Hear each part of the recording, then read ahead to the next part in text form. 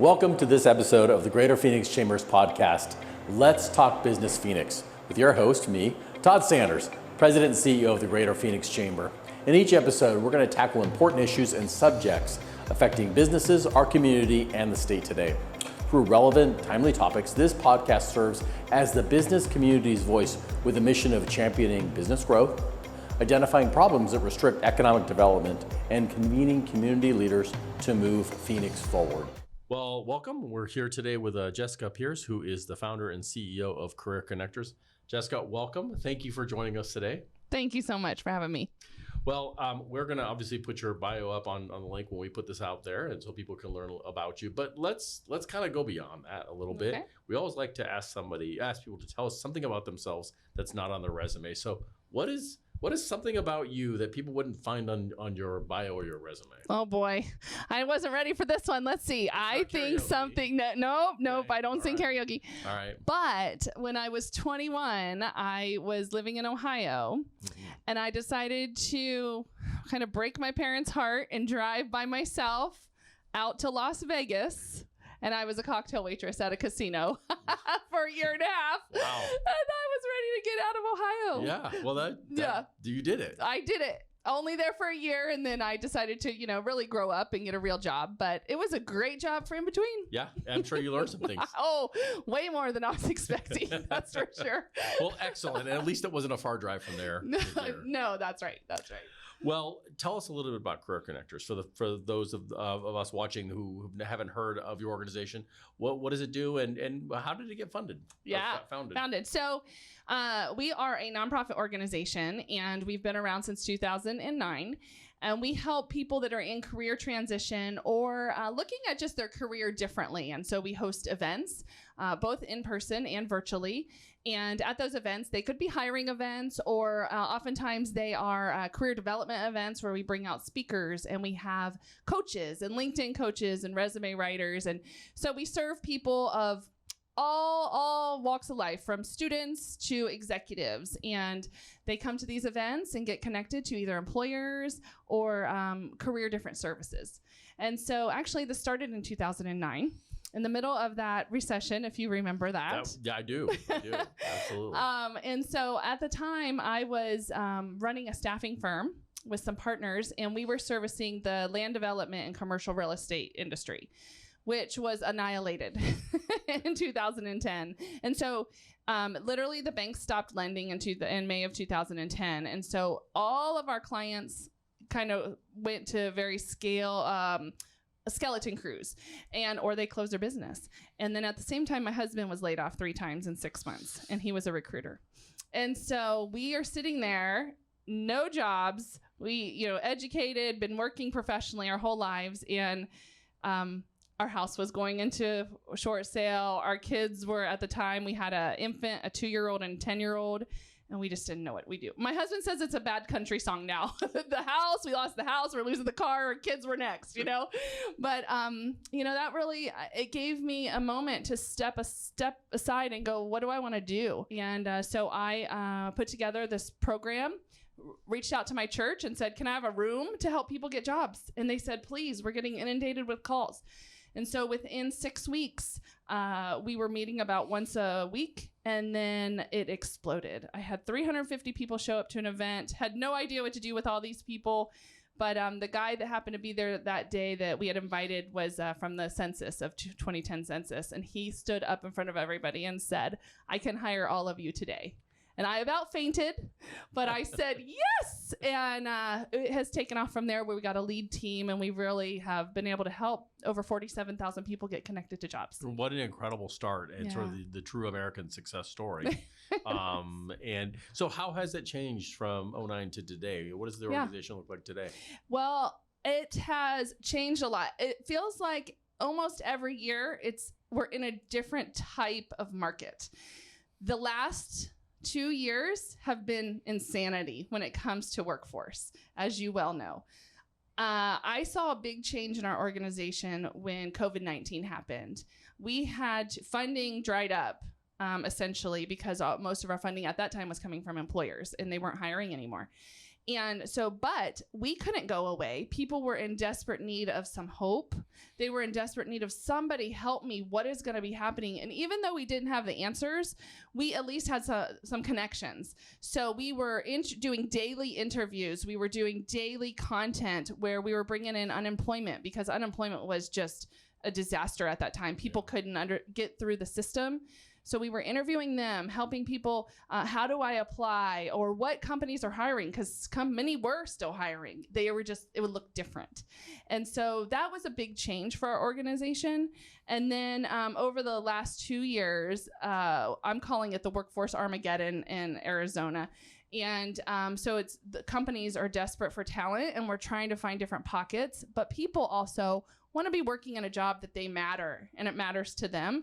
And so they're also really looking closely at what kind of jobs do I want? And I don't want it to be just a number. I want to make an impact. And so completely different workforce every single year. We have to really evaluate what we're doing. Well, it's interesting how when you started, there were no jobs. Mm-hmm. And then by the time, last year or this year, there are more jobs than people. Yes. Right. And then you have to adapt to that. Totally. Yeah. Every year is so different. It's extremely different.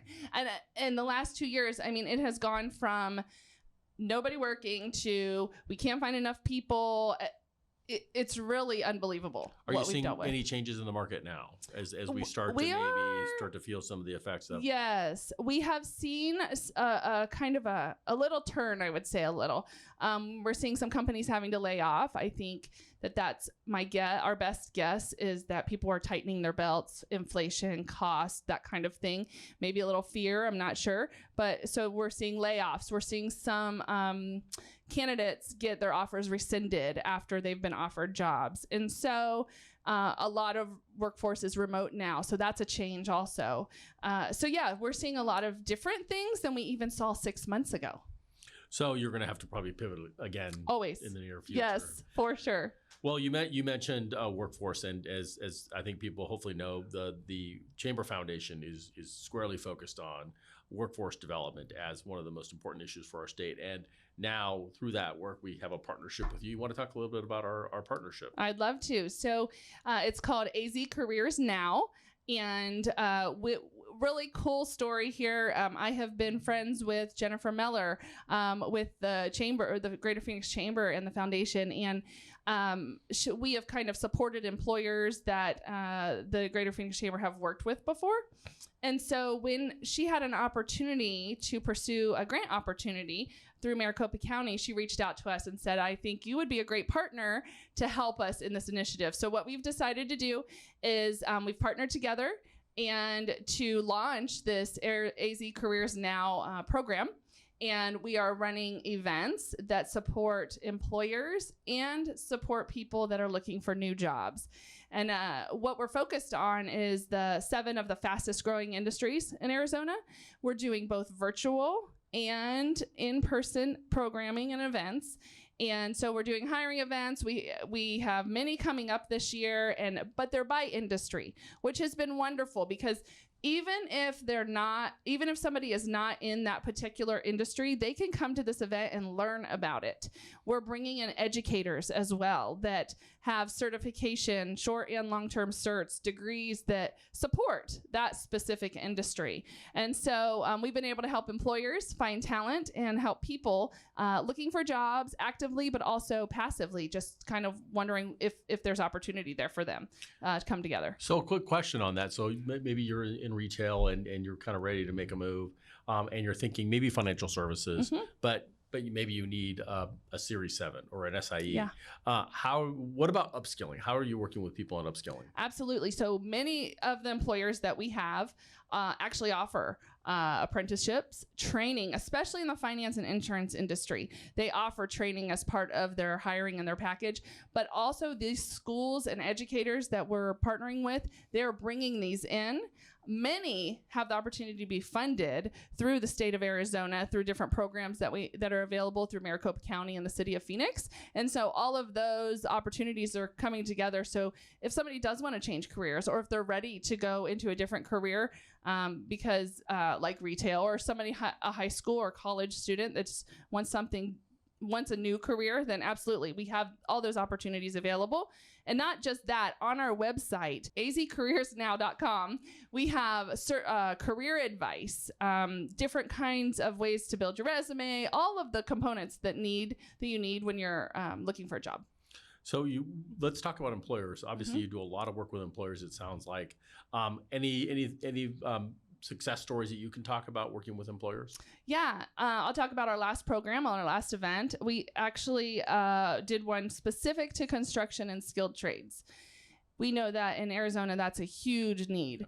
And so I wrote down the numbers from the last event we had, and we helped get, I think there were like 120 interviews done on site at that event. And the employers had 266 follow-up meetings from one event. And one of my favorite things is have you ever seen like somebody that light bulb moment goes off in their head? Okay, so we had these 2 engineering students from ASU attend the event, and they were nervous and didn't really want to talk to anybody, and they were graduating. And so we kind of saw them walking around, and we have a really great team that'll pull people aside if they look uncomfortable. So one of our staff pulled someone aside, and they were talking to them and just said, here's some things you can say, So anyway, they go back, they're talking to all these employers with this script they have, right? Because they needed something.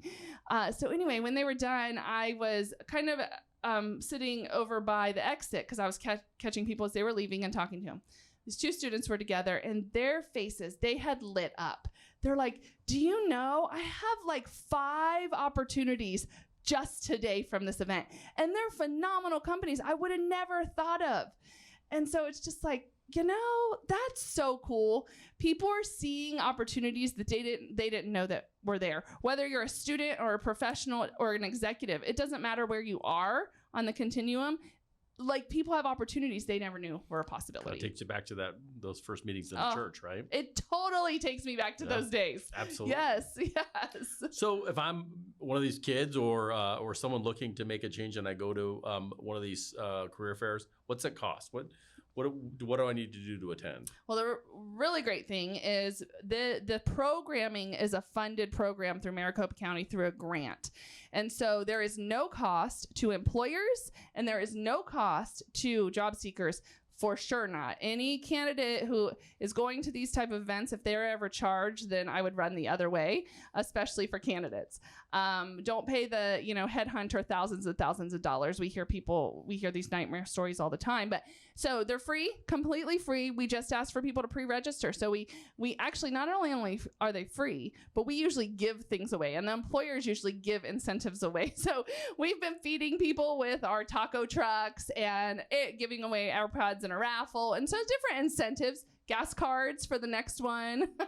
So we've been giving incentives, but they're just such a great way. We want to entice people to be there because it's hard to understand the experience. It's not a typical job fair, what people would think. It is a true kind of way for people to really, really connect, and the employers have been phenomenal. They really care about the people they're talking to, and I have been so impressed by that. So if you're coming, what do you have to come with? What do you have to come with? A stack of resumes? How does this work? I always tell people bring their resumes. However, most employers don't usually collect them. They have a different process to go online and apply, but it's the personal connection. It's the one-to-one. It's the how to be memorable, talking to these employers, understanding what they have available and what kind of company they are. So be prepared with some questions. I also recommend that people look into all the employers that are going to be there. Then they can do a little research and understand, hey, I saw some job postings on this website.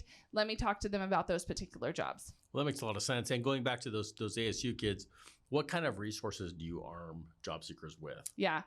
Well, we have monthly virtual events also specific to career search. So we have one every year. We have that we do a couple times a year, and it's Red Hot Resumes. And we bring in the best resume writers in Arizona. They're with the Resume Writers Council of Arizona, and they come and they talk to people what to do, what not to do, and how to write the right resume and how to get it through the applicant tracking software. Because what that means is when someone applies, they need to try to get through that thing that everyone thinks blocks them, right?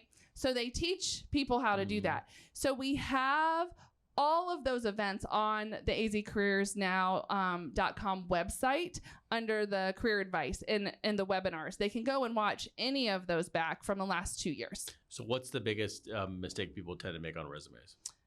They don't put their phone number or their email address, and so we don't know how to get a hold of them. That's the biggest. And then the other one is they just list a whole bunch of responsibilities that they've ever done, and instead of really focused on the things they achieved and their accomplishments. So sort of what were the things that the takeaways that they had at their previous jobs? That's right. Instead Absolutely. of what you were responsible for, because no one probably cares. That's right. That's Okay. right. Anybody can be responsible for anything. It's like, what did you do with that responsibility? Right. Sure. Yeah. You mentioned remote work, and I think we have to probably address that. Tell us what you're seeing in terms of trends. How's this going? Is the hybrid office what we're gonna be seeing in the future? What are you seeing out there? Well, here's my crystal ball, but no, Good right. news. So, my thoughts are, our thoughts are, what we've seen is, of course, everyone went home at first, and then as companies started to try to bring people back full time, a lot of people were pushing back on that, right? They liked the work at home in some capacity. What we've heard lately is this hybrid where everyone's together once or twice a week. And that seems to be a trend right now. It's really hard to build culture if you don't have your people together. So even staggering them isn't working. Companies are finding out. And so let's say, half your staff is Tuesday, Thursday, and half your staff is Monday, Wednesday on site. Well, they never get to know each other. They just get to know their shift people, right? So I believe it's going to be some hybrid of both. And some people don't ever want to work at home. They have kids running around and screaming, and they don't want to be part of that, right? And then some people are like client or patient facing. They have to be at work 100%. I still think the hybrid is going to work in some fashion once we kind of settle down and figure out what exactly that looks like. So much different than just even a few years ago, the workplace. Oh, for sure. Yeah. I remember even years ago, back in my Intel days, where the corporate days, and we were just trying work at home, and it was, okay, yeah, 1 day. Okay, nope, we're pulling it back. None. Now you can go 3 days. Like, we're kind of playing this dance right now. And it reminds me of those days when we were just starting that. But now it's a dance of how often do we need to be together to keep a strong culture for our company? Well, it's true. We had the same discussions prior to COVID, and then overnight we were remote, and guess what? It works. I mean, these people are amazing, Totally. and they get job done. And so we're trying hire to the right hybrid as people, well. Yeah. right? That Hire is- the right that- people. That is a good thing to do. So you mentioned folks, maybe CEOs, folks maybe mid-career that are thinking about, all right, I want to make a change, but that's a scary proposition. How do you help folks sort of in that mid-career phase that don't know where to go next? We started this organization with that mid-level professional in mind.